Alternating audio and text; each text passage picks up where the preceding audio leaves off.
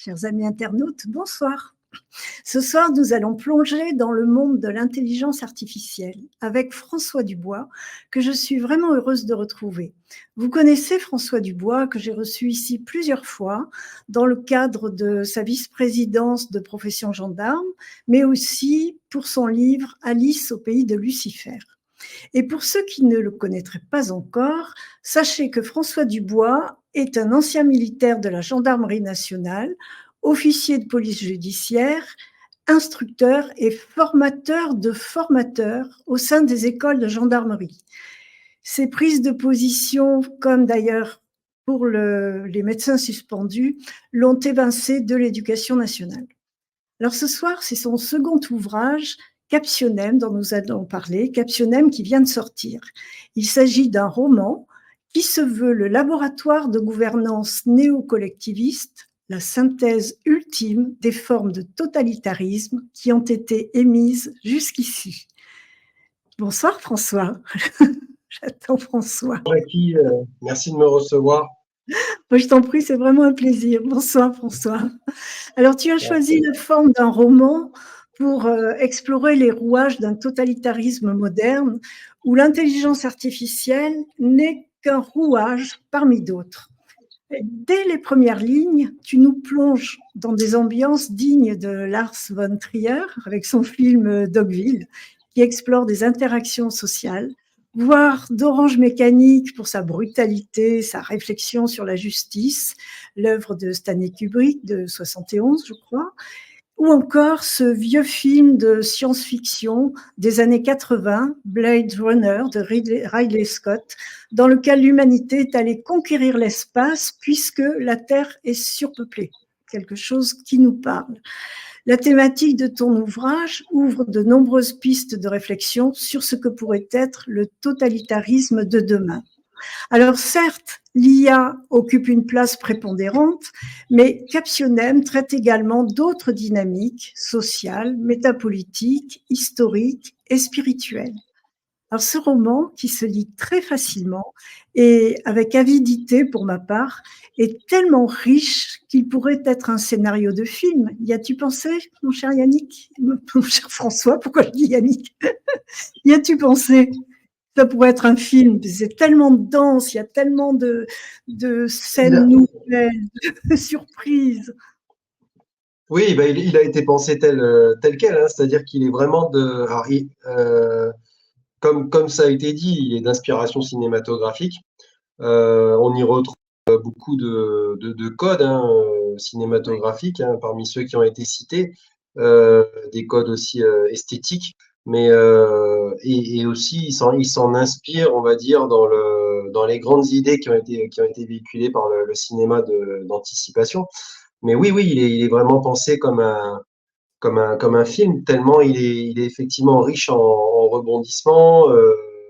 J'ai voulu toujours conserver un rythme, une cadence, on va dire, dans le livre, pour que le lecteur soit vraiment plongé dedans. C'est vraiment un livre qui s'adresse à tout type de lecteur parce qu'on va y retrouver de la romance, on va y retrouver parfois beaucoup de violence, un aspect aussi polar, enquête policière, parce on va avoir des méthodes d'investigation puisqu'on est dans un monde très procédural, très policier. Donc forcément, quand on voit la machine se mettre en route, la machine policière, on en découvre aussi toutes les trames, toutes les arcanes en matière d'investigation, comment ça se passe et comment on utilise aussi les moyens technologiques qui sont à disposition pour ce faire. Et puis ce livre aussi, il est pensé vraiment comme une œuvre réflexive, inspirée vraiment de 1984 ou le meilleur des mondes, oui, mais à la sauce actuelle, c'est-à-dire avec l'apport technologique actuel, avec l'ingénierie sociale actuelle, et peut-être avec un côté autrement plus pervers, c'est-à-dire qu'au lieu de projeter le lecteur dans un monde qui est clairement revendiqué comme un monde d'anticipation, le lecteur va découvrir dans le livre, au contraire, un monde qui ressemble de façon vraiment vertigineuse au sien.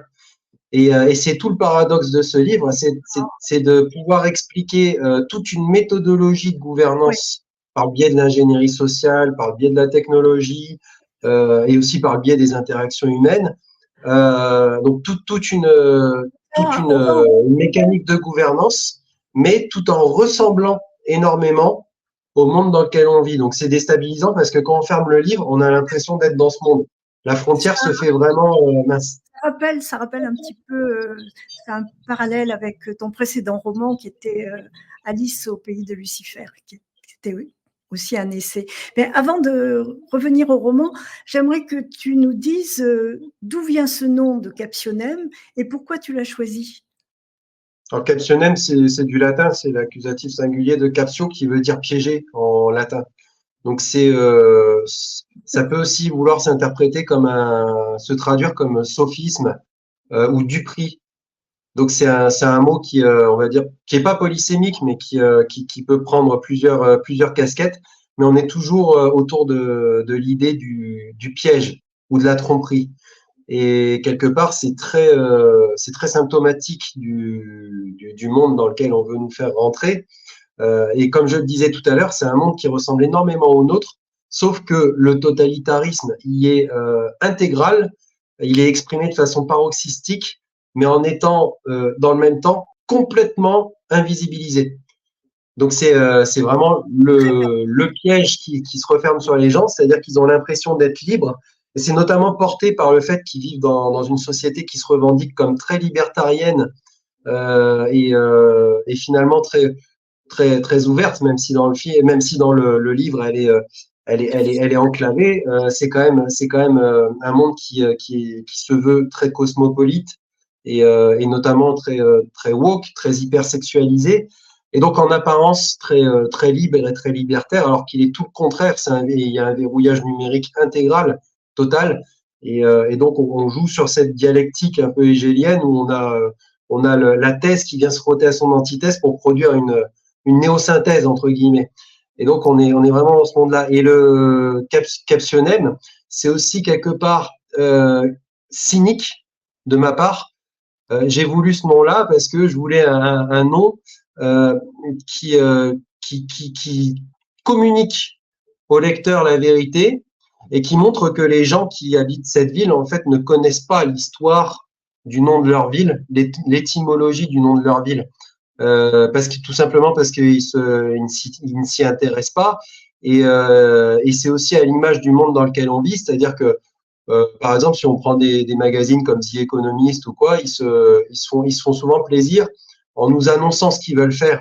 Il y a une forme de perversité là-dedans, c'est-à-dire qu'il y a un monde pour les initiés, que seuls les initiés savent décoder, et puis il y a ceux qui le subissent sans rien voir et qui ont une grille de lecture qui s'arrête à la surface. Et Captionnem, c'est ça, c'est-à-dire que la plupart des gens qui habitent cette ville-là ne savent même pas l'étymologie du mot, ce que ça veut dire, et donc ils ne se rendent même pas compte on se moque d'eux quelque part. Parce il faut rappeler d'ailleurs que c'est une ville qui fait office de ville laboratoire, que les gens sont maintenus dedans par des narratifs. Donc ils pensent que tout ça c'est légitime compte tenu de ces narratifs justement. Donc ils sont maintenus captifs et on en fait un terrain d'expérimentation justement pour les méthodes de gouvernance et pour l'étude de l'ingénierie sociale sur les masses. Donc c'est aussi ça la ligne conductrice du livre, hein, avec une héroïne qui va arriver du monde extérieur dans cette ville par accident et parce qu'elle a beaucoup de chance, parce que normalement elle aurait dû être abattue, puisque personne ne peut y rentrer, personne ne peut en sortir normalement. Et c'est elle qui va être quelque part le regard du lecteur dans cette ville, en arrivant de notre monde quelque part. Notre monde qu'on estime déjà avoir des penchants un peu totalitaires actuellement, et ben là, c'est rien du tout au regard de ce qu'est la ville de Captionnem. Et pourtant, en apparence, elle est complètement semblable, enfin, à quelques détails près, à, à notre vie, à nos modes de vie et aux sociétés qu'on nous propose. C'est toujours c'est ton dada, ça, le parallèle entre l'apparence et la réalité qui n'est qu'apparence et réciproquement. Enfin, on s'y perd un peu et c'est vraiment passionnant. Et la façon dont tu le mets en image, dont tu l'expliques, euh, nous maintient en haleine. On a tout le temps, au fil de la lecture, on a envie d'aller plus loin, de savoir ce qui va se passer. Mais avant de continuer sur le roman, et c'est passionnant et on y reviendra bien sûr, j'aurais aimé, si tu veux bien, dire très brièvement, ce que c'est que l'intelligence artificielle, comment elle est née, à quoi elle sert. Et puis, tu me disais, pendant qu'on préparait l'émission, qu'il fallait distinguer plusieurs sortes d'IA. Alors, voilà, ça fait plusieurs questions en une. Je te laisse la parole. Oui, c'est une vaste question. Alors déjà, sur l'histoire de l'intelligence artificielle n'est pas un concept qui est apparu du jour au lendemain. Elle est le produit d'une évolution de l'informatique et de la programmation, et puis l'apparition des algorithmes. Donc il y a une évolution historique qu'on peut démarrer, qu'on peut situer comme étant, on va dire, post-Seconde Guerre mondiale, Oui, où on a un développement de l'informatique, de ce qu'on va appeler après les PC, tout ça qui vont apparaître, et on a les premiers ordinateurs qui apparaissent dans les années 50. Alors c'est vraiment rudimentaire, hein, et on a des gens comme Alan Turing, qui est considéré comme un des pères de l'informatique, donc qui propose par exemple la première machine universelle, qui a introduit d'ailleurs le concept du test de Turing pour évaluer si une machine peut imiter l'intelligence humaine. Donc déjà à cette époque-là, et là c'était on est début des années 50, déjà on ouais, commence à réfléchir à ce concept-là et à ce rapprochement entre la capacité informatique et l'intelligence humaine. Turing d'ailleurs qui avait décodé la machine Enigma qui était utilisée par l'armée allemande pendant la Seconde Guerre mondiale. Donc c'était un grand mathématicien quand même. Après, il y a des gens comme McCarthy qui ont vraiment réellement introduit le concept d'intelligence artificielle en tant que tel, en parlant en tant que tel. Vraiment. oui, Donc là, on se situe à l'approche des années 60. On est 1956. Je crois que c'est pendant la conférence de Dartmouth où il énonce vraiment ce concept-là en tant que tel. Et lui, il commence à développer des programmes, donc LIPS notamment, qui jouent qui commence à avoir une influence sur ce que va être l'IA après par la suite. Après, bon, bah, tout ça, ça se développe, ça se développe, et petit à petit, on arrive à développer des algorithmes assez performants qui commencent à pouvoir traiter des informations, à les ordonner, etc. Et on a en fait dans les années donc 50-70 les premiers algorithmes et systèmes qui arrivent avec des capacités limitées. Et puis, dans les années 80, on a l'introduction de ce qu'on va appeler les réseaux neuronaux modernes, avec notamment les algorithmes de rétropropagation. Donc là, ça devient un peu complexe, mais en gros, sur le plan informatique, on commence à imiter un peu le fonctionnement par strate, par couche de réflexion qu'on peut trouver dans le fonctionnement d'un cerveau humain, quelque part, avec des étapes sélectives et finalement une espèce de carte qui se dessine, une carte comme une carte mentale. Et c'est vraiment dans les années 2000-2020 où tout ça, ça va se développer de façon vraiment considérable et forcément aidé par l'essor technologique et surtout les capacités de stockage et les puissances de calcul qui deviennent énormes. Donc là, ça aide vraiment de façon significative. Et c'est là qu'on voit apparaître les notions de deep learning, donc d'apprentissage profond et tout ça. Donc ça permet d'accoucher des modèles d'IA qu'on connaît maintenant. Donc effectivement, il y a plusieurs types d'IA. On pourrait se concentrer sur deux types d'IA principaux, qui sont d'un côté, on va dire les IA dites génératives, mhm, qui sont des IA qui fonctionnent comme ChatGPT ou Llama. Alors sans rentrer dans le trop technique, parce que il y a des tout à fait. spécialistes qui pourraient faire des émissions là-dessus, mais parmi Oui, les oui, IA génératives, il y a des IA dites ouvertes et des IA dites fermées.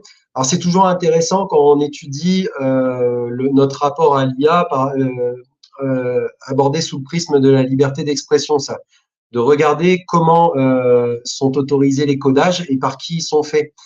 Sur les IA ouvertes, tout le monde a accès aux lignes de code. Néanmoins, il y a quand même une supervision qui est faite par le propriétaire de l'IA. Donc, il y a toujours quand même une possibilité de restriction, ce qui est à Pardon, la fois bien et pas bien.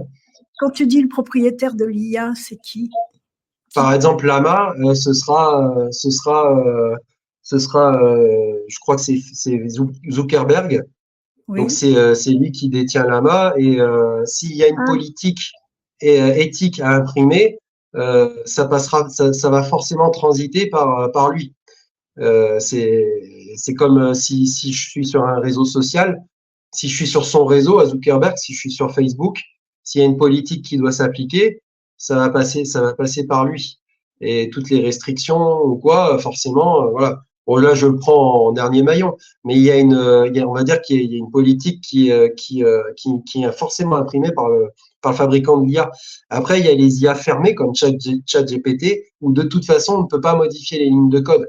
Ce qui fait que moi, j'ai déjà fait les tests. Si on aborde des sujets sensibles, alors tant qu'on parle de généralité, ça va. Mais si je demande à l'IA, par exemple, à des IA comme ChatGPT, de traiter des questions sur Israël ou autre, très vite, je peux me confronter à des refus. Parce que les algorithmes sont programmés pour ne pas traiter. Voilà. On va me dire que ça répond pas à la charte d'utilisation ou ça va être des phrases comme ça, ou alors qu'elle peut l'aborder, mais de façon plus neutre. Voilà. Et c'est très difficile d'ailleurs d'avoir une IA qui abonde dans le sens de ses prises de position, parce qu'elle a toujours, en fait, elle veut toujours rester neutre sur pas mal de dossiers. Et c'est toujours compliqué, en fait, ce qui fait, d'ailleurs, ce qui la différencie clairement en termes de rendu, hein, parce qu'il n'y a pas que ça, mais de la pensée humaine, parce qu'une IA ne pense pas de toute façon. Une IA se contente pour l'instant de collecter des informations, de les schématiser suivant des trames bien précises, et après de synthétiser en fonction de ce qu'on lui a demandé. quand tu Mais il n'y dis a pas de construction. quand tu dis qu'elle ne pense pas, est-ce que ça veut dire qu'un jour elle arrivera à penser? Et si oui, est-ce que ça a un parallèle avec l'émotion, l'émotivité que peut recevoir un être humain? Pour l'instant, c'est non, et c'est ce qui nous Ben, sauve quand c'est une vaste question. En fait, ça renvoie à beaucoup d'utopies, on va dire, qui sont souvent écrites, qui sont mises en avant par des futuristes ou des philosophes modernes, on va dire, parce que quelque part, on a des courants qui sont liés à l'IA, qui sont liés à la philosophie. Souvent, d'ailleurs, c'est des courants qui sont en lien avec le transhumanisme. On retrouve en fait dans la philosophie transhumaniste l'IA comme composante du transhumanisme et les réflexions qui vont autour. Pour moi, à mon sens, de la façon dont je l'ai étudié, la philosophie transhumaniste est une évolution de la philosophie matérialiste. C'est-à-dire que quelque part, elle en est l'expression paroxystique parce que derrière le transhumanisme, il y a le fait d'atteindre ce qu'on appelle la condition post-humaine, c'est-à-dire transcender la condition humaine, transcender les déterminismes biologiques. c'est l'homme augmenté, c'est ça? C'est l'homme augmenté, c'est l'homo deus d'Harari en quelque sorte. Oui, oui. Et donc c'est le démiurge, hein. Donc voilà, mais c'est devenir Dieu à la place de Dieu. Oui. Donc on retrouve cette philosophie, cette doctrine. Alors en ce qui concerne l'IA, c'est un petit peu différent du transhumanisme. On va parler de ce qu'on appelle la singularité dans ces cas-là. C'est-à-dire que certains penseurs comme Kurzweil ont émis l'hypothèse que dans un temps proche, dans un futur proche, alors les dates elles oscillent, hein, ça peut être 2030, voilà, 2030, 2035, voire avant pour certains optimistes, l'IA atteindrait ce qu'on appelle la singularité, c'est-à-dire qu'elle serait en capacité d'être plus efficace que l'homme sur n'importe quel domaine. Est-ce que ça veut dire pour autant que l'IA serait capable de ressentir, de penser, d'avoir des émotions? En réalité, non. Et moi, à titre personnel, de tout ce que j'ai pu lire ou étudier sur l'IA, à mon sens, c'est quelque chose qui est impossible pour le moment. Je vois pas comment on peut y parvenir, comment l'IA pourrait générer des émotions, sachant qu'elle n'est pas. Si on veut faire du Heidegger, l'IA, c'est un étant, c'est-à-dire qu'elle est le produit de l'être, mais elle n'est pas être en elle-même. Je comprends. C'est donc à partir de là, ça me paraît très difficile pour elle de s'incarner. et donc Oui, de ressentir quelque chose. Et même si, et là tout à l'heure on parlait d'illusion, on est vraiment dans un concept illusoire avec l'IA, c'est-à-dire que plus elle devient, on va dire, performante dans sa capacité de synthétiser, de restituer, plus les avis qu'elle rend font humains en apparence. Mais en réalité, pour autant, elle va pas développer une nouvelle pensée de façon autonome. Euh, elle va pas, voilà, elle va pas partir. Elle va me synthétiser toutes les pensées existantes, donnant d'ailleurs parfois une impression d'intelligence réelle, mais en réalité, ce ne sont que des choses existantes qui sont déjà synthétisées. Elle ne crée rien. C'est toute la difficulté, hein, d'ailleurs, hein, parce que, et même pour les hommes, déjà, c'est difficile de créer une nouvelle pensée, de penser en tant que penseur nouveau. C'est pas évident. Mais en tout cas, c'est pas à la portée de l'IA pour le moment. et quels sont les organismes ou les professions qui s'adressent à l'IA? Est-ce que les chefs de gouvernement se réfèrent à l'IA, lui demandent quoi? Est-ce que l'IA, dans ses réponses, a une dimension morale ou éthique? Oui, bah pour répondre à cette question, en fait, il faut que je termine parce que j'avais pas répondu intégralement à la première, c'est-à-dire que j'ai parlé des d'IA génératives, mais j'ai pas parlé donc des autres types d'IA qui sont en fait les IA spécialisées. Et je dis D'accord. ça, je précise ça parce que pour répondre à cette question, il faut déjà avoir précisé ça dans la question précédente.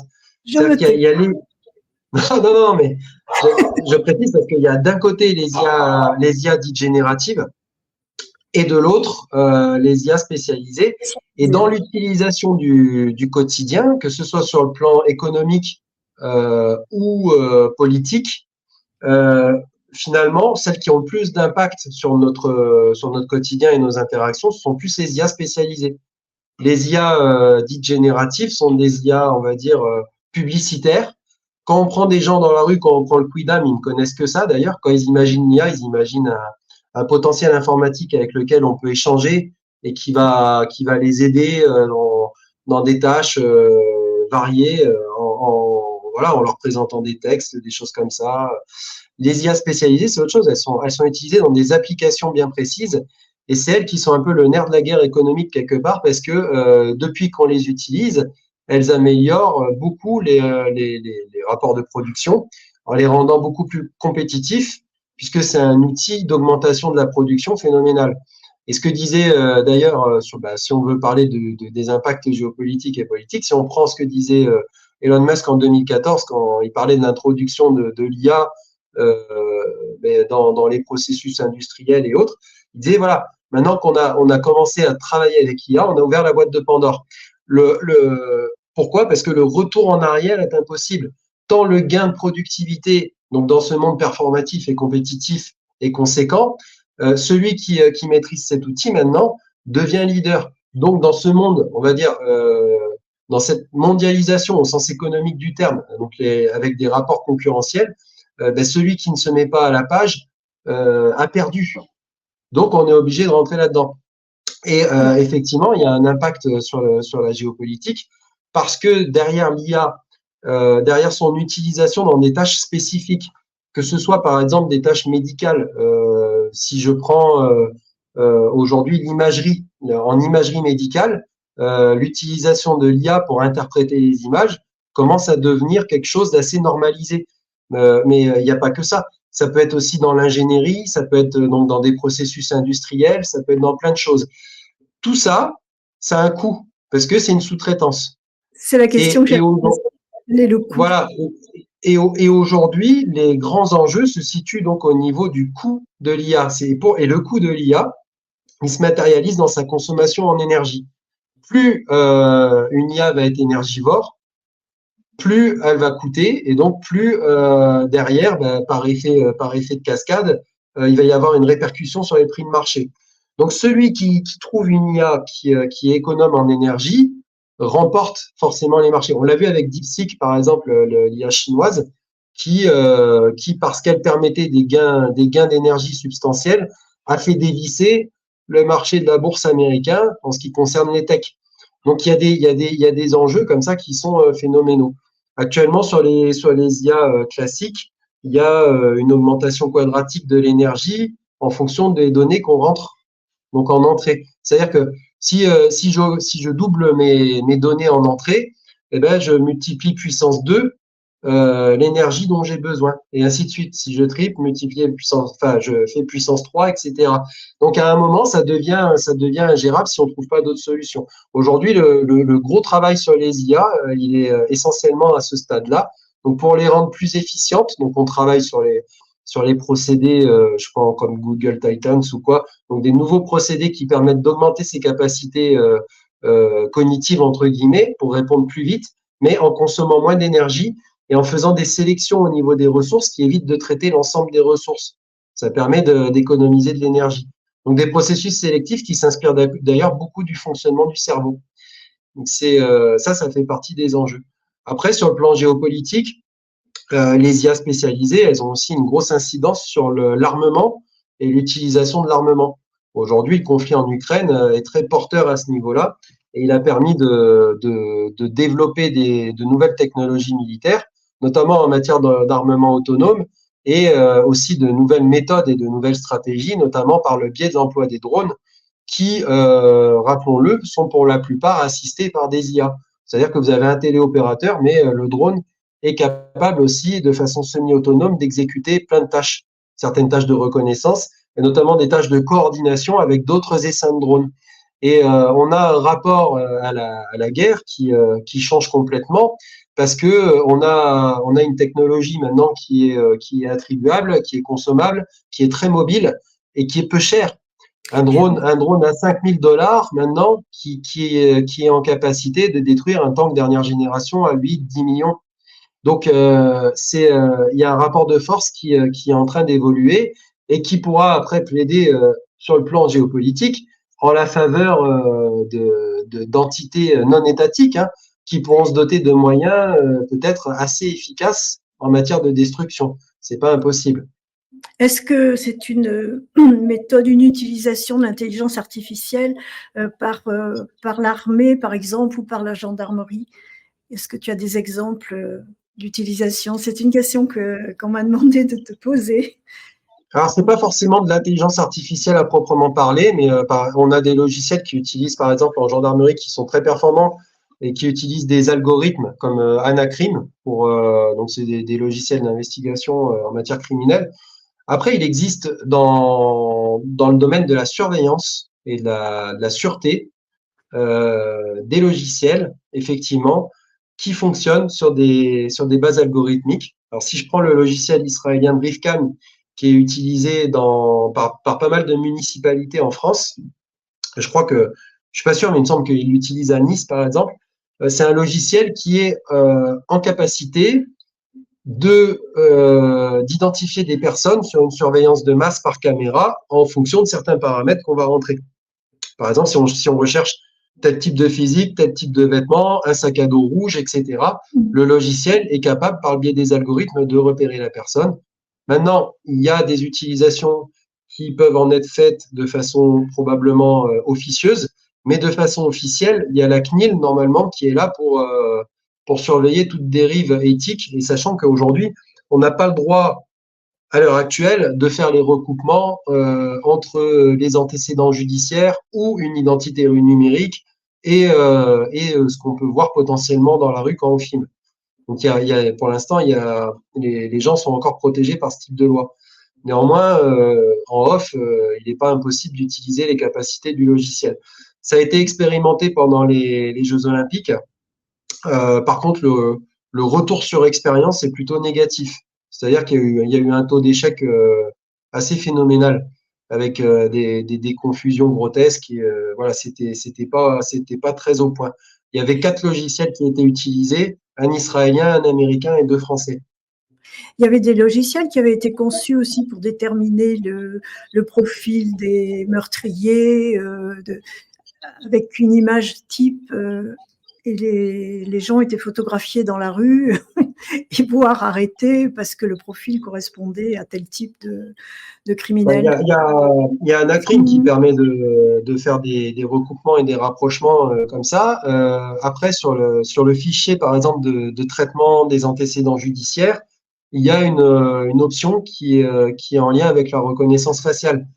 on peut faire identifier une personne sur les bases en fait d'une donnée, d'un témoignage qu'on a. Par contre, on est obligé de le faire de l'anonymiser en mettant la photo de cette personne sur un ensemble, sur un trombinoscope de personnes, de photos de personnes qui lui ressemblent. Oui. Et on doit la faire ressortir par rapport à cette personne-là. On peut pas la cibler en particulier. Bon, il y a plein de choses comme ça. Un Mais peu comme après, quand bon, ben, on veut reconnaître quelqu'un à la gendarmerie, ça m'est arrivé personnellement. J'avais été agressée, donc il a fallu que je reconnaisse la personne sur un cahier. Et j'ai dit, c'est lui. oui, voilà. Donc, on peut demander au logiciel de produire une espèce de trombinoscope avec la personne qu'on suspecte, mais elle sera mélangée à des profils Oui, que oui. le logiciel a choisi en raison de leurs caractéristiques physiques ressemblantes, qui seront mises à côté. Donc, tout ça, c'est fait par informatique et c'est proposé aux témoins en vue d'une reconnaissance. Donc, ça existe. Bah, après, tout ça, toutes ces procédures sont quand même très encadrées. Là où il y a moins d'encadrement, parce que là, en fait, quand on parle de police judiciaire, c'est quand même toujours relativement bien encadré et on est assez à cheval sur les droits de la défense. En revanche, là où il y a beaucoup moins de restrictions, c'est en matière de renseignement. Quand on fait du renseignement, les lois en matière de fichage sont très peu précises. C'est-à-dire qu'elles n'évoquent pas de possibilité de saisine. Si on prend la loi du 2 décembre 2020, donc la loi sécurité intérieure telle qu'elle a été réécrite le 2 décembre 2020, on peut très bien ficher une personne en raison de ses opinions philosophiques. Philosophique, hein, je dis bien, c'est le terme qui est employé, de son appartenance religieuse, de son appartenance syndicale.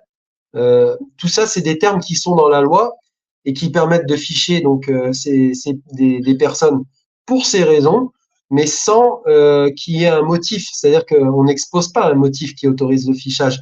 Si je parle d'opinion philosophique, je ne dis pas lesquelles doivent, enfin nécessitent ou mériteraient d'être fichées et lesquelles ne méritent pas. En réalité, c'est au bon vouloir du prince. Donc, et là-dessus, c'est là-dessus en fait que c'est le plus dangereux.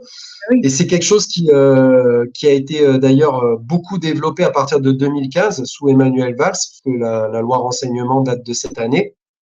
Elle est concomitante à la vague d'attentats qu'on a reçue en France, qui est sans précédent cette année-là, puisqu'on pense tous au Bataclan, qui a occulté les autres attentats, mais je crois que c'est environ 9 attentats. Enfin, faut vérifier sur Internet, mais c'est à peu près 9 attentats qui ont eu lieu cette année et qui ont permis justement de légitimer cette loi qui aujourd'hui est peut-être même plus utilisée pour surveiller les opposants que les terroristes.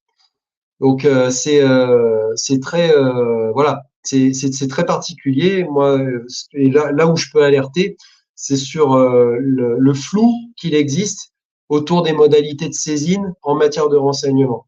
Voilà. Et là où il y a un flou, il y a un loup, comme on dit en droit, souvent.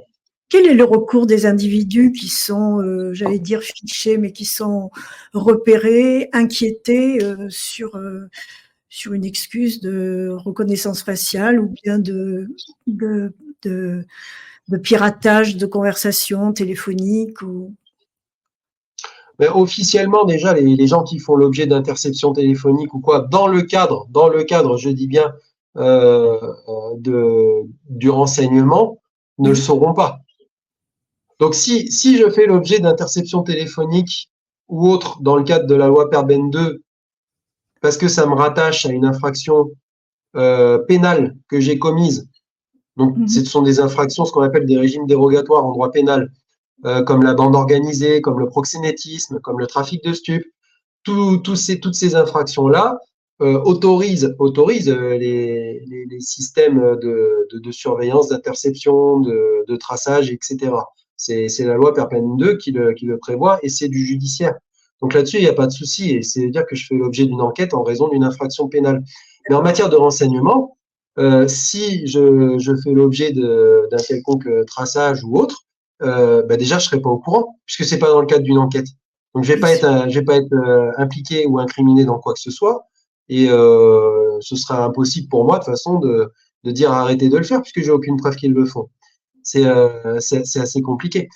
On est dans le renseignement, justement. Le but, c'est de récolter du rance, c'est pas d'interpeller les personnes. Alors parfois ça arrive que certaines personnes, dans certaines affaires, et ça c'est déjà arrivé dans les milieux d'opposition politique en France, ils Oui. soient convoqués non pas par les forces de l'ordre, mais par la DGSI. Ça arrive à Ronald, par exemple, le président de profession gendarme, Oui, mon camarade. Donc ça peut arriver, voilà. Mais ça reste assez exceptionnel. Et là, c'est assez compliqué, effectivement, pour faire valoir ses droits.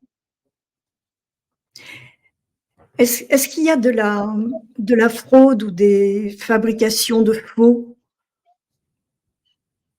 À quel niveau? justement dans ces enquêtes de renseignement? Oh, je pense pas qu'on monte des faux dossiers. Voilà, ça a peut-être pu arriver dans l'histoire ou quoi pour planter certaines personnes. Je sais pas, je voudrais pas m'avancer. Mais en théorie, c'est pas ce qui est fait. C'est pas comme ça, je pense qu'on procède. En revanche, dans les procédures judiciaires, il arrive parfois qu'il y ait des PV qui soient antidatés, c'est-à-dire qu'ils sont réalisés après la période où ils auraient dû être faits et signés, par exemple. Euh, voilà, il peut toujours y avoir des infractions qui sont commises par les forces de l'ordre, c'est-à-dire que, tiens, j'ai une procédure, elle est épaisse comme ça, elle m'a pris 4 mois, et puis je m'aperçois qu'il y a une pièce qui n'est pas signée par le mise en cause. Et le mise en cause, il est plus disponible. Zut, ça va planter ma procédure. Qu'est-ce que je fais? J'imite la signature du mise en cause. Voilà. Ce genre d'infraction-là, on pourra les retrouver. Mais de là à produire toute une procédure qui serait fausse, je ne pense pas. Je ne pense pas parce que c'est trop compliqué. Et après, si on va devant les magistrats, faut pouvoir la présenter. Ça veut dire que tout le monde serait de mèche, quoi. Ça me paraît un peu difficile à mettre en œuvre. Donc le système, de toute façon, n'a pas besoin de procéder comme ça. S'il veut embêter les gens, il les mettra dedans autrement. Déjà, il va attendre qu'on tende le bâton. Tout le monde n'est pas juriste, donc tout le monde peut faire une erreur qui est sanctionnable un jour. Et puis à partir de là, ça ouvre les brèches pour mettre la pression aux personnes, pour les convoquer, les placer en garde à vue ou autre.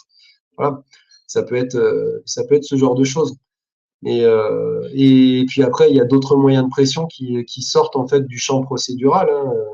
Hein. Certains les ont vécus, hein, les menaces, les choses comme ça, les attaques de sites. On l'a vécu sur Profession Gendarme, nous. C'est-à-dire que votre site, il est neutralisé. Et à l'heure où je parle, c'est Toxin qui est en train de le vivre. Aujourd'hui, là, quand on parle, là, vous allez en direct sur Toxin, le site est neutralisé, on peut plus y aller. Et donc, je voyais qu'il le signalait sur Twitter en expliquant ce qui se passe. Donc, ils sont en train de subir une attaque. Et ça, c'est plutôt le genre de choses qu'on rencontre au quotidien dans ce système. Sans parler après des attaques financières ou autres. Moi j'ai été victime d'une attaque un petit peu bizarre que je ne saurais expliquer, qui m'a fait perdre quand même beaucoup d'argent. Et jamais on a trouvé le mode opératoire. Et c'était concomitant à une période où j'ai écrit des textes qui ont sérieusement dérangé. Et d'ailleurs, c'était aussi concomitant à l'attaque qu'on a subie sur les serveurs de Profession Gendarme. Donc, il y a d'autres moyens pour vous mettre la pression ou pour vous empêcher de faire ce que vous voulez faire. Ouais.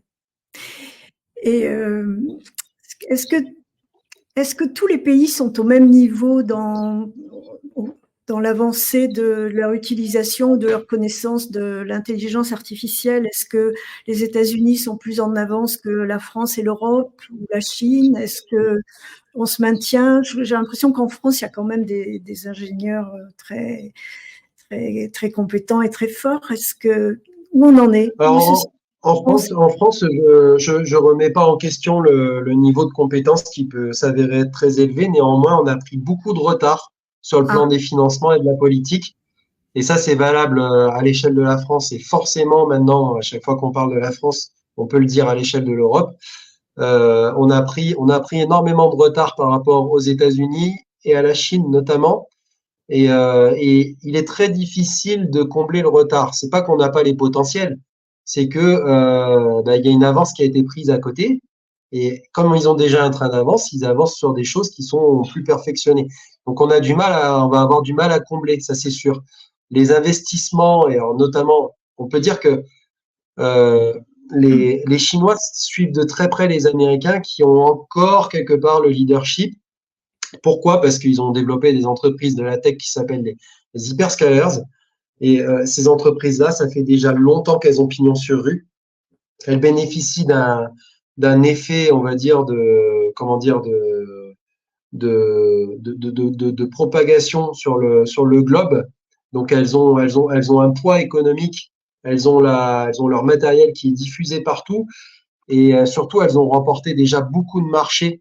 Le problème de l'Europe, c'est que d'ailleurs c'est comme le reste, il y a eu une forte délégation dans le domaine de l'IA, notamment aux entreprises américaines, un petit peu israéliennes aussi, et qu'aujourd'hui on s'aperçoit que c'est un secteur où il faut avoir une autonomie stratégique et on l'a pas. Donc il y a beaucoup de choses à réenvisager. Et les Américains, eux, par contre, ont compris que c'était vraiment l'investissement de l'avenir, puisque d'ailleurs une des premières déclarations de Trump quand il est arrivé au pouvoir, c'était de faire son annonce du plan Stargate et de dire voilà, on va injecter 500 milliards de dollars dans les investissements autour de l'IA. Ça avait Donc tellement l'arrivée de Trump accélérer la différence ou changer les choses pour nous. Tu réponds. non, l'arrivée de Trump ne va rien changer pour nous. Ça ne fait qu'empirer comment dire, le positionnement de l'Europe, puisque, et ça c'est mathématique, c'est-à-dire que l'Europe, historiquement, s'est construite comme vassale des États-Unis, quelque part, Oui. si on applique un peu la doctrine du Heartland qui était donc c'est Mackinder, mais qui était impulsé par Brzezinski dans ses écrits dans le Grand Échiquier, mais aussi par Kissinger. Et peu importe d'ailleurs qu'ils soient républicains ou démocrates, ils avaient tous cet objectif de conquérir le bloc eurasien. Et l'Europe était cette fameuse tête de pont géopolitique nécessaire à l'affaiblissement de l'URSS, donc dans la période post-Seconde Guerre mondiale, puis de la Russie par la suite. Et aujourd'hui, on change complètement de dynamique. C'est-à-dire qu'on a un monde qui se réarticule de façon multipolaire, qui abandonne cette vision. Et donc l'Europe, dans son rôle de tête de pont géopolitique des États-Unis, n'existe plus. Elle doit se réinventer. Elle doit se réinventer comme une entité euromondialiste autonome maintenant. Elle ne fait plus partie d'un grand bloc mondialiste qui était plus ou moins piloté par les États-Unis. Mais en fait, ça va au-delà de ça. C'est-à-dire qu'il ne faut même pas raisonner en termes de nations à ce niveau-là. Il faut parler en termes d'hégémonie d'une synarchie mondialiste apatride qui utilisait le numéro 1 mondial économiquement pour impulser sa politique. Aujourd'hui, il l'a perdu avec Trump. Donc cette synarchie a perdu les États-Unis. Il ne reste plus que l'Europe comme défenseur en fait du mondialisme et de cette vision globalisante, universaliste, progressiste. Il ne reste plus que l'Europe, le Canada et l'Australie, si on veut faire les gros blocs. Donc, dans cette réarticulation-là, effectivement, Trump ne va pas nous aider.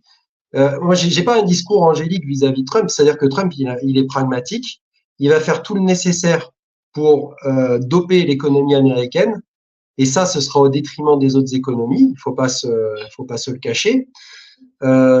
Il nous apporte un gros avantage, c'est l'avantage idéologique, c'est-à-dire qu'il y a un renversement idéologique qui est en cours et qui contribue à affaiblir en fait tout le pan politique des mondialistes. C'est-à-dire que d'un côté, on peut voir l'économie, mais l'économie, c'est de l'intendance. Et de l'autre, il y a le politique qui est très important sur le plan des idées, sur le plan anthropologique, sur le plan des grands changements sociétaux. Et en ce sens, Trump, il va apporter une grande aide parce qu'il est un frein majeur à l'évolution du wokisme et l'idéologie woke d'ailleurs sur le globe. Mais par contre, du point de vue concurrence, économie, IA, c'est ce que je disais avant même qu'il soit élu dans les émissions dans lesquelles j'étais invité. Une des premières choses qu'il ferait, serait d'instaurer les droits de douane.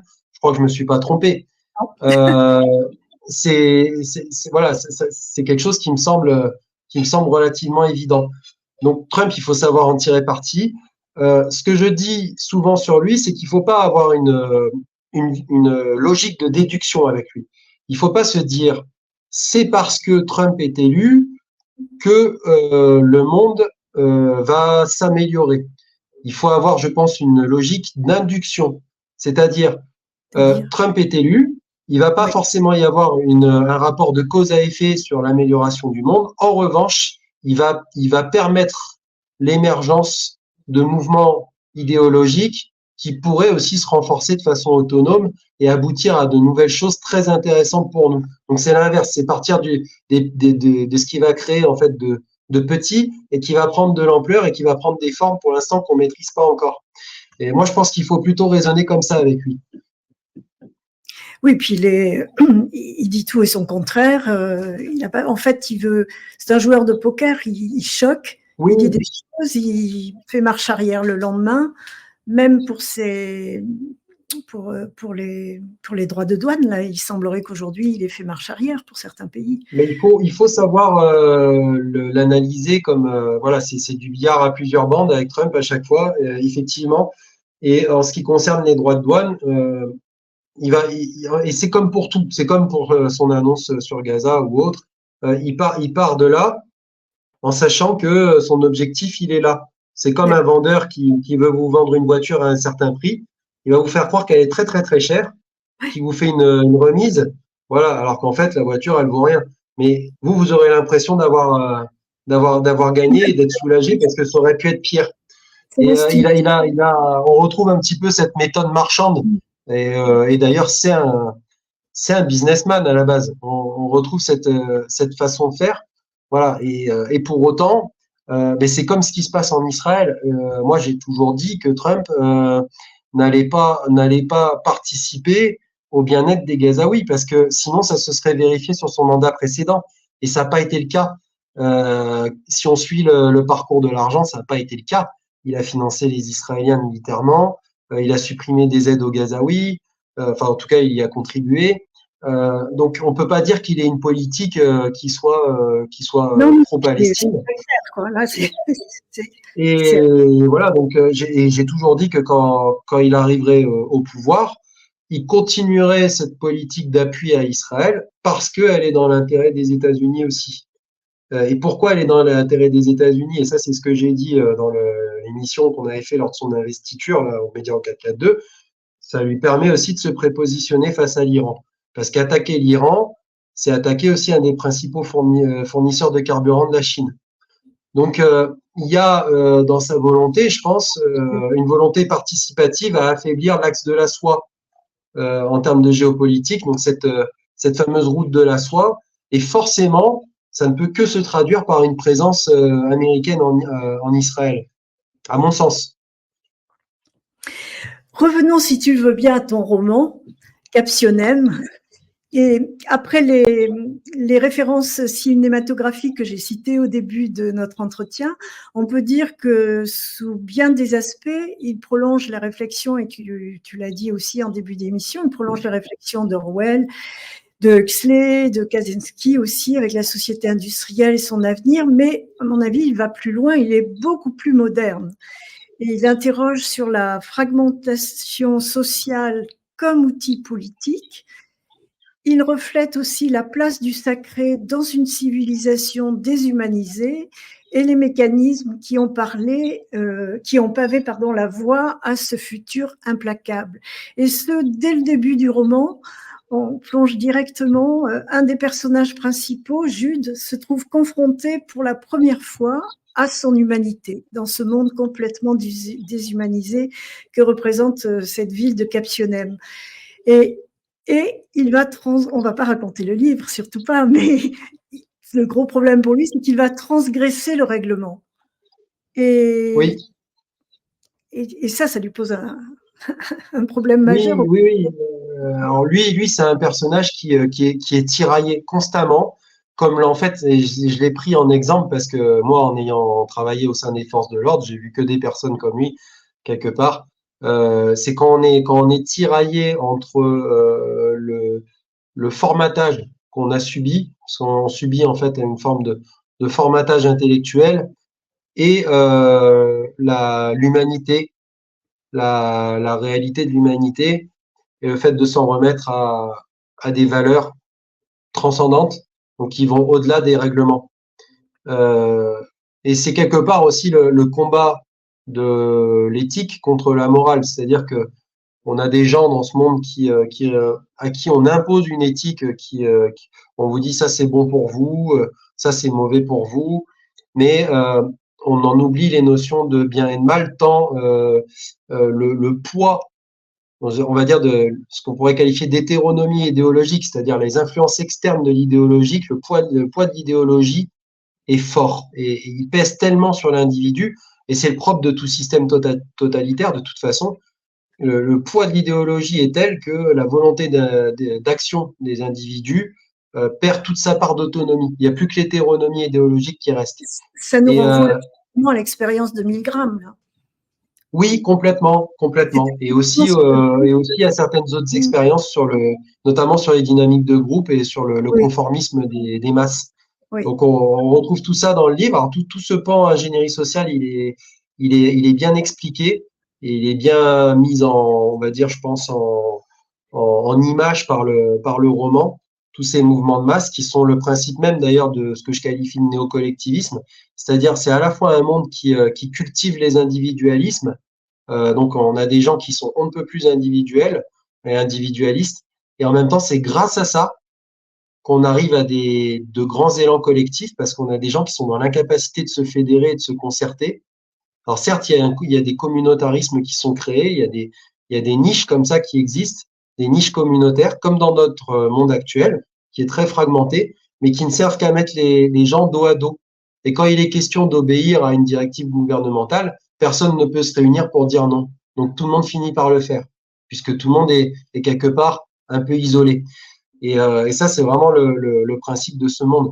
Et pour en revenir au personnage de Jude, oui, il applique les choses de façon mécanique, parce qu'on est dans un monde aussi où l'homme a été complètement réifié, c'est-à-dire qu'il y a une disparition de l'être au profit de l'avoir. Et on a des gens qui finalement sont dans une société tellement matérialiste qui rationalisent tout, y compris leur propre rapport à la vie. C'est un monde où le narratif du sanitaire réussit à justifier le fait que on se débarrasse de certaines personnes parce qu'elles représentent des dangers potentiels. C'est un monde où la rationalisation permet de justifier le fait qu'on encourage des personnes qui, passé l'âge de 65 ans, on les encourage à l'euthanasie si l'IA n'a pas déterminé qu'elles n'ont pas un potentiel encore utile pour la société. C'est-à-dire que l'IA, qui est détentrice dans ce monde-là de l'ensemble des informations, qui est la clé de voûte de ce monde, hein, le renseignement, elle détient tous les renseignements sur les personnes, et en une fraction de seconde, elle est capable de calculer si la personne a encore quelque chose de concret à apporter ou pas, une fois qu'elle a fini son temps de travail. Donc une fois qu'elle rentre, passé l'âge de 65 ans. Et donc là, c'est un exemple que je donne, mais le gouvernement propose un euthanasie assistée, parce qu'on est dans un monde où on vous fait vivre avec des miettes par le travail, et où il est très difficile de se payer une mort, on va dire, décente, des obsèques, on va dire, décentes, d'avoir une vie de retraité confortable. C'est tellement difficile, et c'est un monde où on a tellement isolé les individus sur le plan des interactions sociales, donc la plupart des gens se retrouvent vieux, seuls chez eux, que cette solution d'un euthanasie assistée est presque perçue comme une délivrance. Tu nous Donc on en renvoies est à ce qu'on a vécu très récemment dans notre monde réel d'aujourd'hui, pendant le confinement, où les personnes âgées étaient complètement isolées, ne voyaient plus personne et dépérissaient, et on leur a c'est pas exactement proposé ça. d'euthanasie assistée, on les a euthanasiés directement. Hein. Ouais, mais c'est le principe, et on retrouve cette rationalité dans tout. C'est-à-dire qu'il y a d'ailleurs à un moment, il se remémore un cours qu'il avait un cours qui est de philosophie sur le rapport à la mort, et on retrouve à chaque fois cette rationalité dans le rapport à la mort. C'est-à-dire qu'il y a vraiment cette notion de sacrifice utile. Donc là, on en revient, quand je parle de néocollectivisme, à l'intérêt collectif et justement au pan sacrificiel. Et c'est ce qu'on voit beaucoup dans toutes les politiques qui sont menées. C'est-à-dire qu'aujourd'hui, on nous demande de faire, c'est des politiques qui fonctionnent que par esprit de sacrifice utile pour le collectif. Et il y a quelque chose de très, de hautement symbolique d'ailleurs, hein, parce que Et si on voit le dernier numéro de The Economist du mois de mars, on a l'homme de Vitruve amélioré. Donc on retrouve cette condition post-humaine dont on parlait tout à l'heure, ce personnage transhumaniste qui a le cerveau relié par des fils sur la couverture. Et il y a non seulement les deux bras qui font le grand écart comme l'homme de Vitruve, mais il y a Oui, aussi deux bras en l'air avec qui tiennent des seringues. Et on retrouve cet aspect sacrificiel parce qu'on regarde les deux bras en l'air et le buste et ça forme vraiment une tête de taureau. Et ce qui est drôle, c'est que sur le plan ésotérique, le taureau, c'est à la fois le symbole du matérialisme oui. et du sacrifice.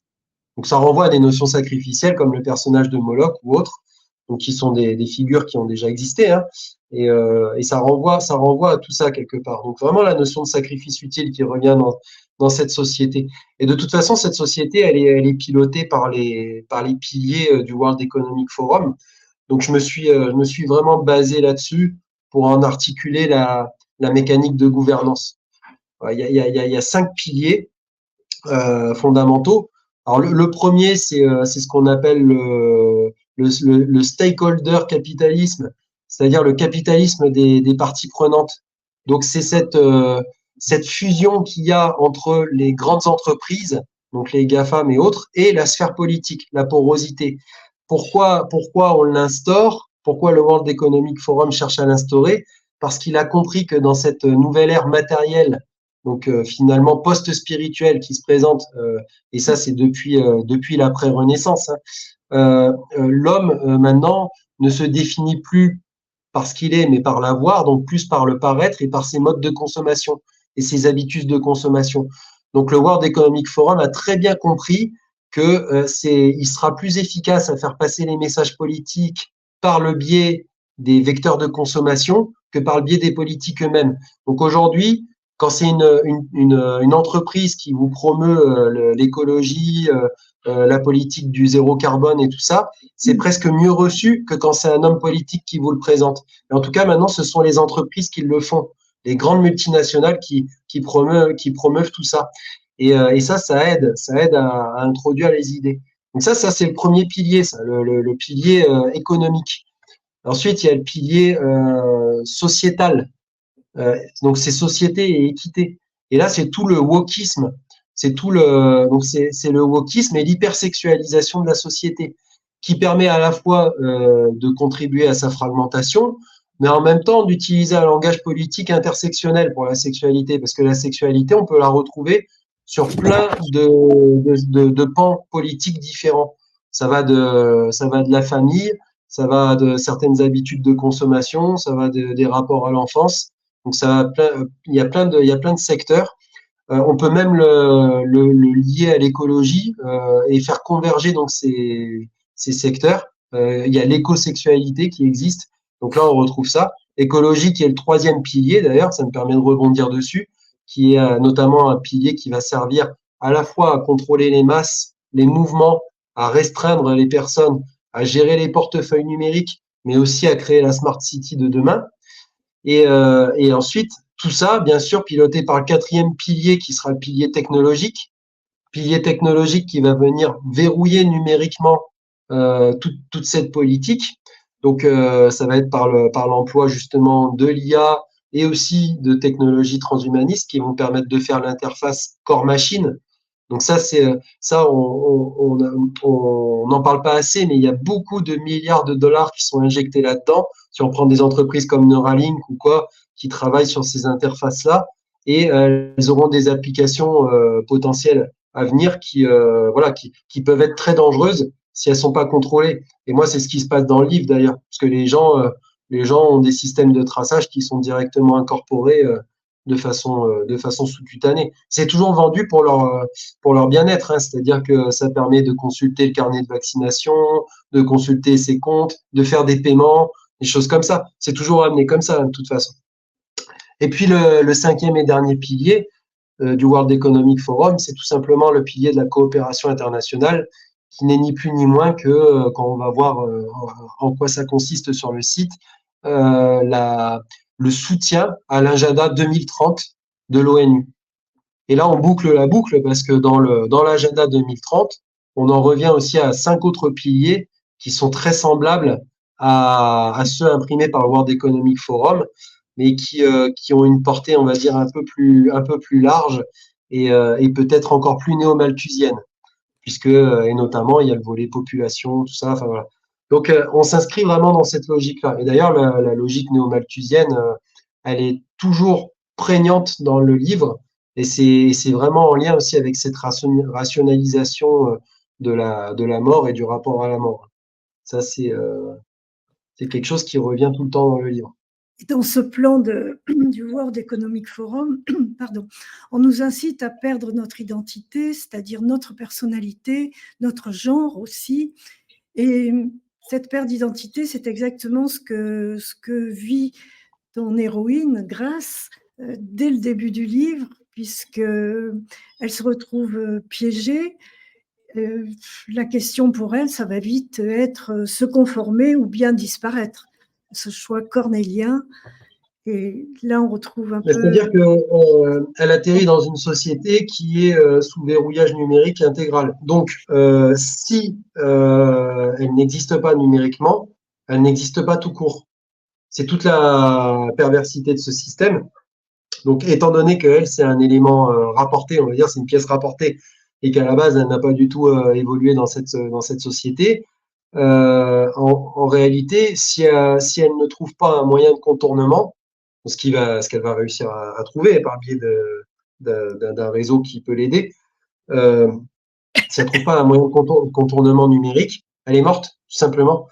Et quelque part, d'emblée, on voit quel est le but ultime de ces gens-là dans leur rêve de gouvernance numérique, c'est faire de nous des gens qui n'existent que virtuellement, et le jour où on veut se débarrasser de vous, on a juste à vous débrancher et vous êtes complètement marginalisé du système, d'un système dont on ne peut s'émanciper puisque tout est fait pour que ce soit impossible.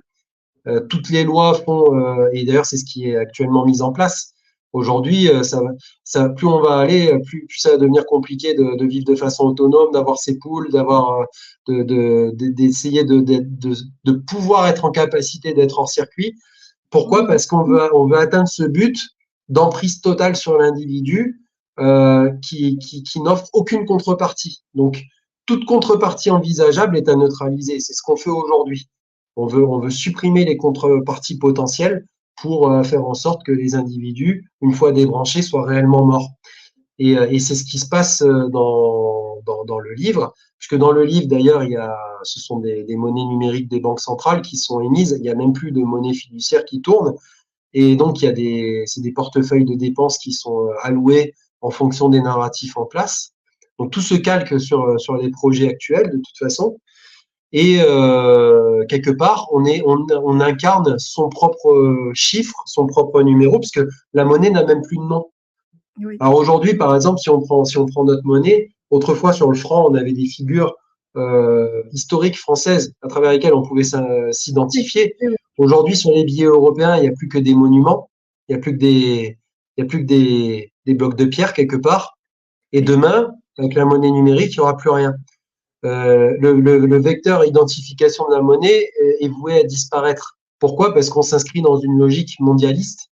Donc, il n'y a pas lieu de se reconnaître ou de s'identifier à travers la monnaie. Et la monnaie devient un chiffre qui sert en fait à faire du crédit social, ni plus ni moins. Donc, j'ai une valeur et par ailleurs, la technologie permet de la débiter instantanément. Il n'y a plus de transactions. Il n'y a plus la possibilité de faire le choix de payer ou non. Ou même si on n'a pas le choix, aujourd'hui, parfois, on fait quand même le geste qui induit le fait qu'on pourrait ne pas le faire. Ça n'existe même plus dans ce monde-là. Aujourd'hui, enfin dans ce monde-là, c'est un peu le monde des péages à flux libre, mais directement ponctionné, c'est-à-dire que on rentre dans un magasin, on ressort avec la marchandise et on a été identifié numériquement, suivi et débité de son compte automatiquement. Et c'est le principe extrême de délégation au point que l'individu consomme mais sans faire de choix presque. Et c'est valable, on le retrouve d'ailleurs dans le système électoral du livre. Et ça, je me suis inspiré de ce que disait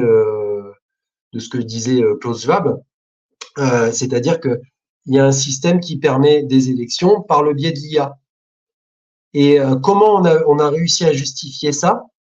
Eh bien, par le fait que justement, l'IA étant détentrice de l'ensemble des données et surveillant l'intégralité des interactions entre les individus et ce qui se passe sur les réseaux sociaux, c'est la mieux placée pour choisir, a priori, l'individu qui correspondra le plus à ce qu'on veut sur les réseaux, à ce qu'on regarde sur la télé et tout le reste. Ce qui fait que les gens Million l'acceptent. d'enfants est déjà bien fabriqué. Oui, mais Donc, les gens non seulement l'acceptent et participent encore plus, sachant que c'est l'IA qui choisit en fonction de ces critères. Ils se rendent, ils fréquentent les réseaux sociaux beaucoup plus, ils regardent la télé beaucoup plus, parce qu'ils savent que c'est le moyen par lequel ils vont réussir à faire élire la personne qui regarde ou la personne qui soutiennent sur les commentaires des réseaux, etc. Donc c'est un système qui est très pervers parce qu'il emprisonne les gens dans le piège de la télévision, dans le piège des réseaux. Et tout ça, en fait, c'est de l'information orientée. Et ils se retrouvent coincés dans un cercle vicieux et ils s'en rendent même plus compte. Et ils n'ont et, aucun pouvoir décisionnel. et qui détermine la somme, alors c'est même pas numérique, la somme d'argent de chaque individu, puisqu'ils n'ont pas tous, tout le monde a la même somme au départ ou pas? Non, les gens touchent, touchent des salaires qui viennent s'accumuler en fait sur une espèce de compte.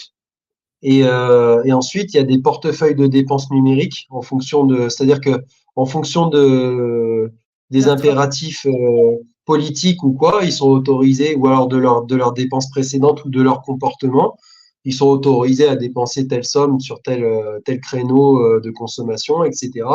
Ils sont limités à telle somme sur d'autres. Et s'ils commettent des infractions dans la rue, ils vont être automatiquement débités. Donc tout se fait de façon automatique et sinon, bah, ils sont bloqués. Et il y a des systèmes aussi d'amendes importantes comme ça, tout comme il y a des systèmes de restriction. Là, par exemple, il y a un personnage dans une conversation, il évoque le fait que il a écrit un article qui critiquait les communautés transgenres, notamment. Et donc, il se retrouve instantanément sanctionné par l'IA. C'est instantané, c'est-à-dire qu'elle le voit, il reçoit un avertissement. Et dans la foulée, il est automatiquement jugé, ponctionné, et il a une restriction de son débit Internet pendant X temps, avec menace de perdre son emploi, etc. Voilà. Il y a des lois qui autorisent aussi, dans certains cas, les banques à renoncer à leurs clients. Sauf que dans ce monde-là, la banque qui vous rejette, enfin, vous êtes mort, quoi, si vous avez plus de, puisqu'il n'y a plus d'espèces. Donc, si vous avez plus de compte numérique, c'est terminé. Donc, il y a plein de systèmes comme ça et le pire du pire, quelque part, c'est que à un moment, c'est évoqué, les gens vouent une forme de culte aux serveurs qui abritent leur fortune parce que s'il leur arrive quoi que ce soit, ils se Oui, retrouvent effacés.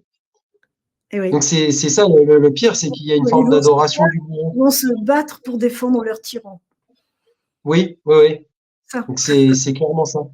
ouais, c'est terrible. Et après, ben, là-dedans, il y a l'IA qui intervient. Et ça, c'est pour tout le maillage, toute la surveillance et la collecte de renseignements. Donc, j'explique les différentes IA qui travaillent chacune sur leur secteur. Donc, il y a des IA économiques qui sont chargées de surveiller les transactions, de réguler les impôts, tout ça. Il y a des IA sanitaires donc qui sont chargés justement de veiller à la bonne application donc les vaccins. Donc il y a un accès permanent en fait à l'état vaccinal des gens. Et ce sont ces IA-là notamment qui surveillent le fait que personne ne puisse s'échapper de la ville et personne ne puisse y rentrer. Le grand Donc danger, finalement, c'est le maillage des informations et les échanges. et c'est exactement ça. Et toutes ces IA, elles font l'objet d'un maillage et elles sont supervisées par une IA qui s'appelle la Trinité et qui fait une synthèse de toutes les informations collectées et qui a notamment un rôle important sur le plan politique et qui collabore beaucoup avec l'IA Justice d'ailleurs. Mais ça, faut lire le livre pour comprendre les fonctionnements.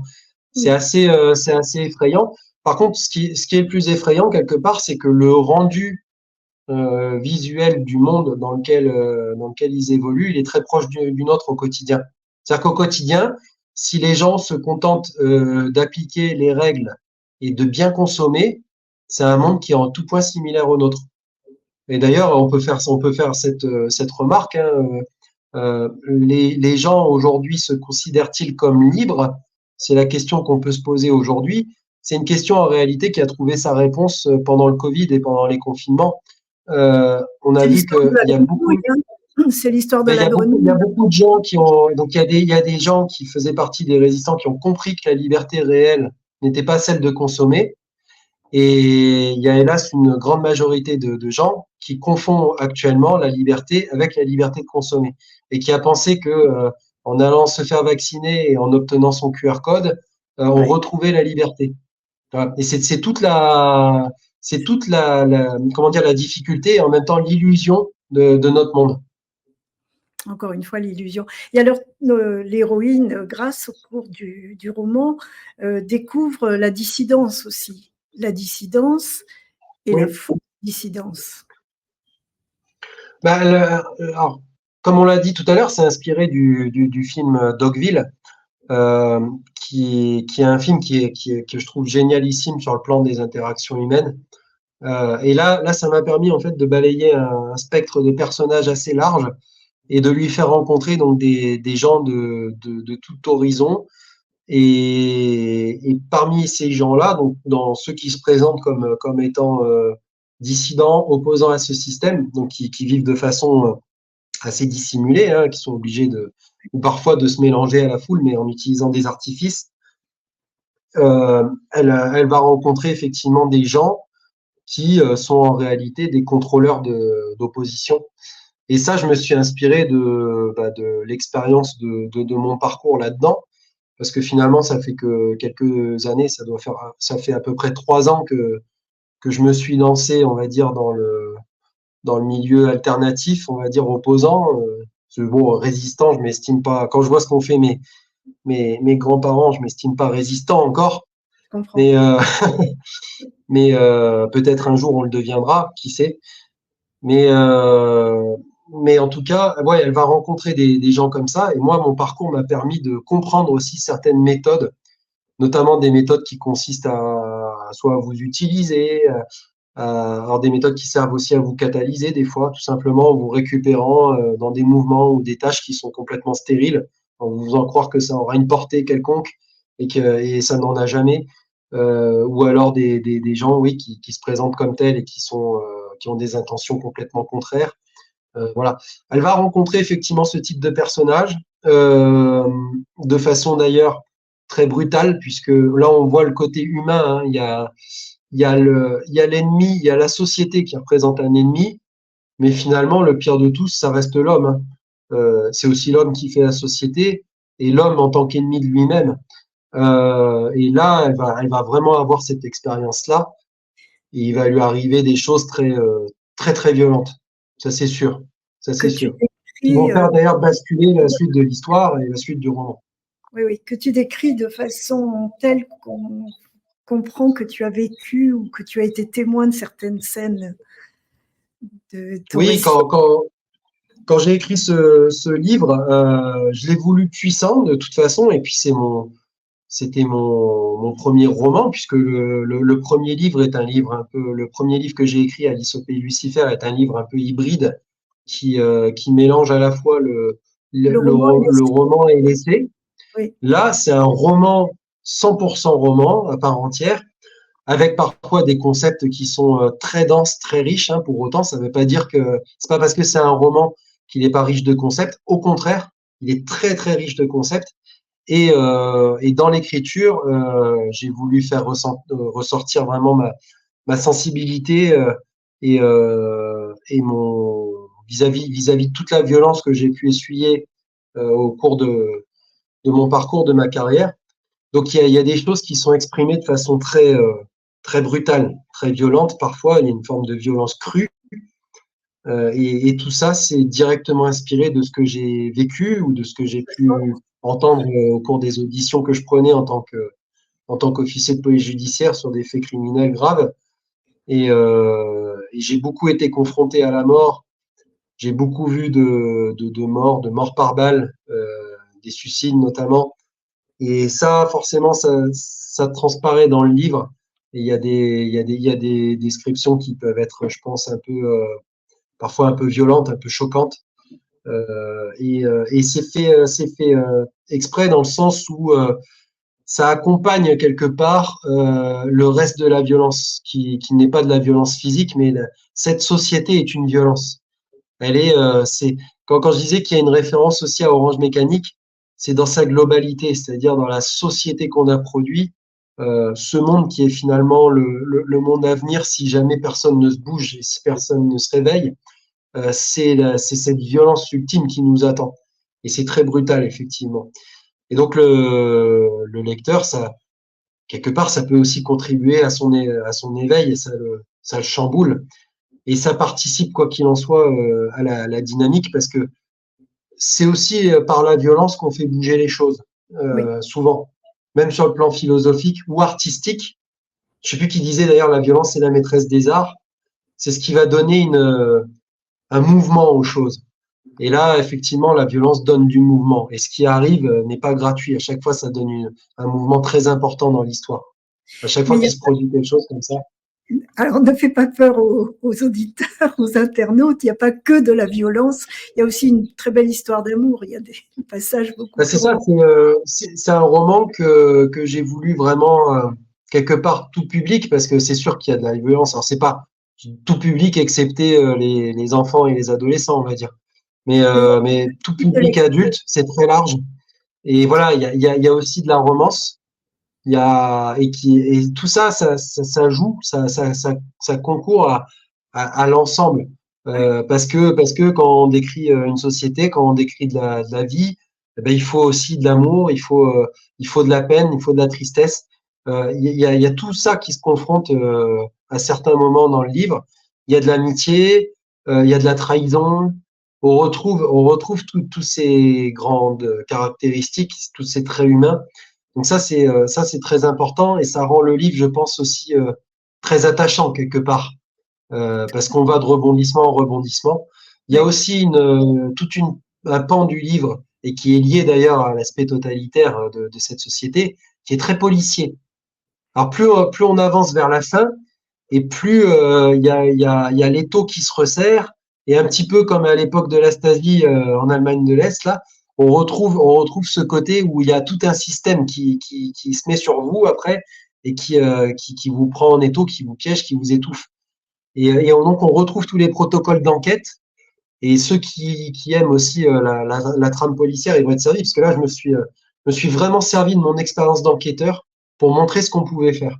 Tout ce qui est montré là, c'est bon, c'est favorisé, c'est aidé par les technologies modernes de l'IA et tout, mais on sait déjà le faire et on le fait déjà actuellement dans oui, certaines enquêtes. Donc oui. c'est très intéressant et ça montre à quel point on peut être pris en fait dans un piège infernal duquel on C'est un et véritable. par ailleurs Je vous invite vraiment à lire. C'est passionnant, vraiment. Et tu as, c'est le but. Hein. oui, c'est réussi. J'ai relevé une phrase que tu as écrite en parlant de cette ville de Captionem qui, qui est triste, mais j'en lirai une autre tout de suite après qui est beaucoup plus optimiste. Et une qui m'a touchée, et que je cautionne, c'est, tu dis, Captionem avait parfaitement assimilé cette vérité de Nietzsche, la plus grande dispensatrice d'aumône, c'est la lâcheté. Et on retrouve pas mal ça parmi les habitants de la ville. Mais il y a un autre côté de l'intelligence artificielle où tu dis, nous l'avons accueillie dans nos vies comme un rempart contre l'incertitude et la peur.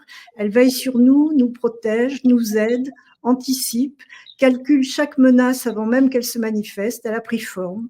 De l'immatériel, elle est passée au tangible, incarnée dans une superstructure immense, une entité autonome qui respire et vit à travers les réseaux et les systèmes interconnectés.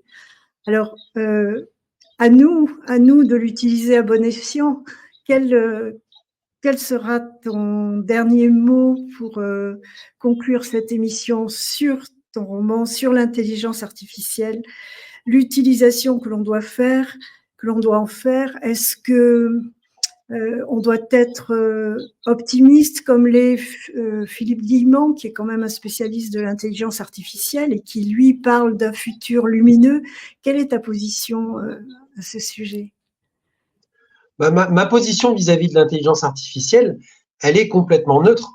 C'est-à-dire que pour moi, ce n'est ni plus ni moins qu'un outil. Et un outil formidable, tant il peut apporter effectivement un certain confort, une augmentation de la production, voire même se substituer dans certains cas à certaines tâches. Et voilà. Mais tout dépend. Pour moi, le danger réel se situe dans le modèle de société dans lequel cette IA va s'épanouir et que va en faire ce modèle? C'est surtout ça la question. Parce que l'IA, c'est pas une intelligence à proprement parler. Moi, je trouve que le terme d'intelligence artificielle, d'ailleurs, il est galvaudé quelque part. Oui, mais c'est un outil. Et si, si on n'y prend pas garde, on peut le faire évoluer dans un monde où cet outil va être utilisé de façon très défavorable. Donc c'est surtout ça qu'il faut regarder. Alors, quelles sont les solutions plutôt qu'on pourrait apporter pour pouvoir répondre, l'IA sera une bonne chose dans le futur. Je pense que c'est aussi remettre quelque part l'IA à sa place, c'est-à-dire l'utiliser en tant qu'outil et le faire sciemment parce que de toute façon, c'est quelque chose qui devient maintenant très difficile à contourner, mais remettre un petit peu l'église au centre du village en accordant une part plus importante au spirituel.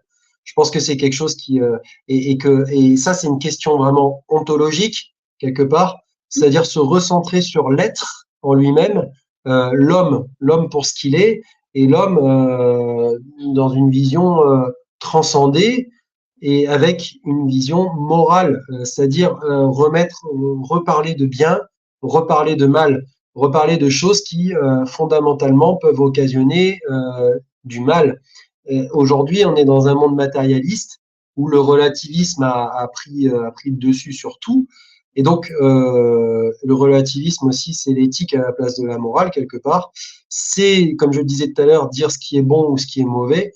Le problème de ce monde, c'est que ce qui est bon pour les banquiers ne l'est pas forcément pour nous. Et donc, c'est sur ces biais-là qu'il faut jouer. Et c'est pour ça qu'il y a des choses dans la morale, notamment la morale chrétienne, qui sont immuables et qui peuvent contrecarrer ça. C'est pas pour rien que historiquement, mais ça, il nous faudrait toute une autre émission pour en parler. C'est pas pour rien qu'il y a une attaque frontale de la religion chrétienne. C'est parce qu'elle représente un des freins majeurs au développement du matérialisme. Et dès le XVIIe siècle, dès l'apparition des modernes, qui arrivent avec la philosophie matérialiste, mais qui en réalité reprennent le matérialisme atomique des penseurs de l'Antiquité. Hein. C'est un retour, c'est aussi la volonté d'un retour préparatoire au matérialisme en vue d'une préparation à l'instauration de la République. Hein. Donc République, reprendre les codes de la République romaine pour mieux les vendre après par la suite pour la République, le modèle français, hein, si on prend le modèle révolutionnaire. Mais voilà, donc on rentre dans cette ère du matérialisme, des révolutions industrielles qui nous conduisent finalement au darwinisme social et à ce rapport très performatif et concurrentiel dans lequel on s'inscrit. Et c'est dans cette inscription-là, dans ce monde-là, où l'emploi de l'IA peut être très dangereux. Et c'est dans ce monde-là où on peut arriver à quelque chose comme une situation telle que l'a décrivait le docteur Alexandre, où il y aura d'un côté les homo deus, des hommes qui auront accès à l'amélioration et à l'augmentation, et de l'autre, les inutiles. C'est ça qu'il faut éviter. Parce que ces gens-là, à travers leur message, sont le produit de toute cette évolution du matérialisme et du darwinisme social, justement. Le transhumanisme, c'est ça, hein, c'est l'évolution moderne du matérialisme. Donc, Pour répondre à une internaute j'ai lu dans le bandeau qui disait oui, mais toute découverte peut être utilisée à bon escient ou à mauvais escient. Ben oui, évidemment, l'intelligence artificielle, c'est forcément un progrès, mais ça peut devenir une arme terrible selon les mains qui l'emploient. Et donc tout ça, ça devient une question de société. Donc à nous de. Disons que oui, aujourd'hui, l'IA, c'est l'impact, je pense, est tout aussi important, voire plus, sur le plan économique, géopolitique et anthropologique à venir, et peut-être même plus conséquent, par exemple, que la bombe atomique. Donc oui, on peut dire ça avec n'importe quelle invention. Oui, je peux dire que effectivement, la fourchette introduite par Catherine de Médicis a changé notre façon de manger, mais l'impact n'est pas le même. Là, quand on parle d'IA, on parle de bouleversements anthropologiques majeurs, avec des bouleversements aussi économiques. Et derrière, faut voir les derniers rapports du FMI sur la substitution potentielle de l'IA sur de nombreux corps de métier. C'est effrayant aussi. Donc il faut aussi réfléchir à tout ça et voir quel modèle de société on peut adopter pour pouvoir utiliser tous les meilleurs atouts de l'IA tout en s'assurant de faire en sorte que l'homme ne soit pas réifié de son côté, transformé aussi en objet marchand, qui s'inscrit aussi dans un processus de compétition et qui soit même en compétition, voire carrément écrasé par l'IA. Moi, c'est pas cette conception-là que j'estime être intelligente. Pourtant, c'est la conception de pas mal de penseurs actuels de la tech.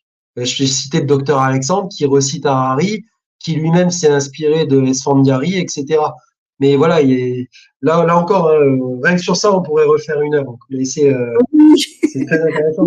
On arrive au bout du temps qui nous est imparti. Et merci à Eric de nous avoir permis de déborder sur le temps officiel. Et merci à toi, François. Alors, j'avais vu aussi passer dans le bandeau quelqu'un qui demandait qui tu étais par rapport à profession gendarme. On l'a dit, ou qui ne te retrouvait pas. Oui, je suis le vice-président de l'association Profession Gendarme. Oui, quand même. En attendant que Ronald passe les rênes, voilà, mais de toute façon, on est régulièrement en contact avec Ronald. Et puis, et puis à côté de ça, je fais beaucoup de conférences en ce moment. Je suis vraiment dans les quatre coins de la France là. Et voilà, ça bouge beaucoup. On peut me suivre aussi sur Twitter, sur YouTube. Voilà, je suis tapé ton nom et on te trouve. Je m'exprime, j'en profite. Chose que je ne pouvais pas faire avant. Oui. Merci beaucoup, François. Merci d'avoir répondu de façon si complète et si précise à mes questions. Et chers internautes, j'espère que vous avez apprécié. Je vous invite vraiment à vous procurer ce livre Captionnem, écrit par François Dubois. C'est un très beau roman qui fait à peu près 400 pages et quand on le lit, le temps passe tout seul parce qu'on est vraiment impatient de voir ce qui va se passer derrière puisqu'à chaque fois, il y a quelque chose de nouveau qui intervient. Merci à toi, François, et chers internautes. Merci, bonne soirée et à la semaine prochaine.